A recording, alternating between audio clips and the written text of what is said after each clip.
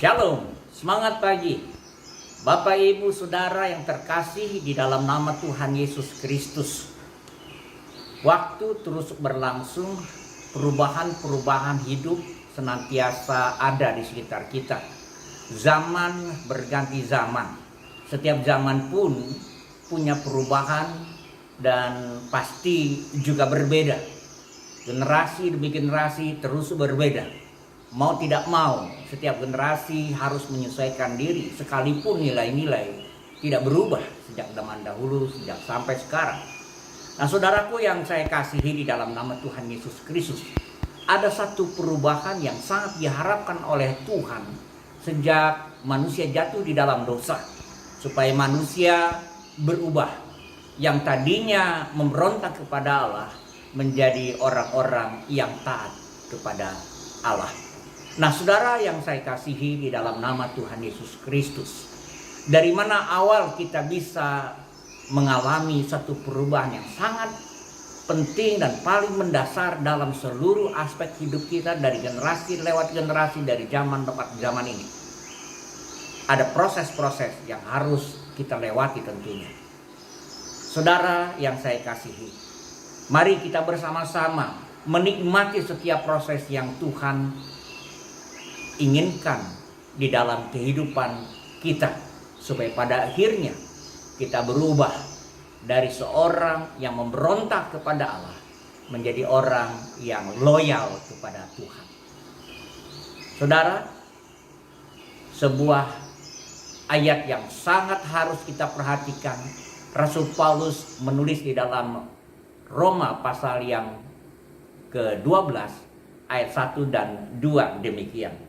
Karena itu saudara-saudara, demi kemurahan Allah, aku menasihatkan kamu supaya kamu mempersembahkan tubuhmu sebagai persembahan yang hidup, yang kudus dan yang berkenan kepada Allah. Itu adalah ibadahmu yang sejati. Janganlah kamu menjadi serupa dengan dunia ini, tetapi berubahlah oleh pembaharuan budimu, sehingga kamu dapat membedakan manakah kehendak Allah, apa yang baik, yang berkenan kepada Allah, dan yang sempurna.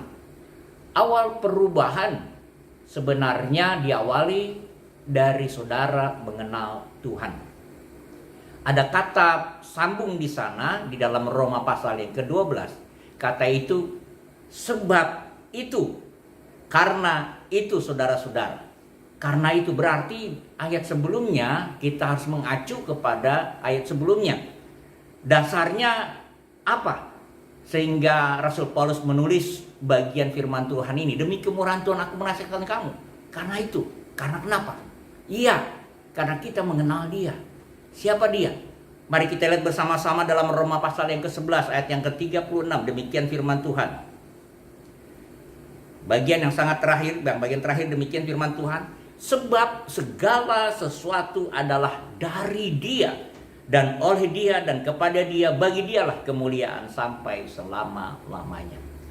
Nah, saudara, satu hal yang sangat penting, kalau kita mau berproses berubah dari seorang yang memberontak kepada Allah, melanggar perintah Allah, dan menyenangi segala hal-hal yang bertentangan dengan kehendak Tuhan, berubah menjadi orang yang begitu loyal kepada Tuhan, setia kepada Tuhan, berintegritas dalam kehidupan kepada Tuhan, adalah kita perlu mengenal siapa Tuhan. Di mana kita mengenal Tuhan? Tidak lain, tidak bukan, di dalam Yesus Kristus. Itu sebabnya Rasul Paulus dengan sangat gamblang pada akhir ayat yang ke-11, pasal yang ke-11 dalam kitab Roma, dikatakan dengan sangat jelas, sebab segala sesuatu adalah dari Dia. Artinya saudaraku, permulaan segala sesuatu itu Tuhan yang adakan. Karena itu saudara yang saya kasih di dalam nama Tuhan Yesus Kristus, kesadaran kita bahwa dunia ini diciptakan oleh Tuhan itu sangat penting. Karena demikian juga saudara ada, itu diciptakan dari Tuhan. Bukan karena kehendak saudara, bukan karena kehendak orang tua saudara, bukan karena siapa-siapa, tetapi karena dari Tuhan. Sebab segala sesuatu dari Tuhan. Kita ingat bukan?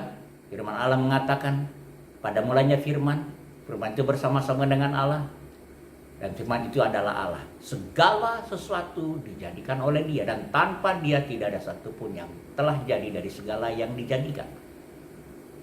Saudaraku yang saya kasihi, jika saudara belum menerima bahwa Tuhan memang ada, bahwa Tuhan yang Maha Kuasa itu yang menjadikan segala sesuatu, di mana akhirnya saudara menyadari, saya ada dari Tuhan, kita tidak akan bisa berubah menjadi orang-orang yang taat kepada Tuhan. Tetapi sebaliknya, kita akan terus-menerus menjadi para pemberontak Tuhan. Entah saudara beragama apapun, kita adalah pemberontak kepada Tuhan. Saudara, saya mengajak supaya kita sungguh-sungguh pada akhirnya menjadi orang yang penuh dengan sukacita dan bahagia sebagai umat pilihan Tuhan. Dengan perubahan yang Tuhan nyatakan, sadarlah bahwa Tuhan ada di dalam Kristus Yesus bersama saudara dan kita sekalian. Semangat pagi, Tuhan Yesus memberkati.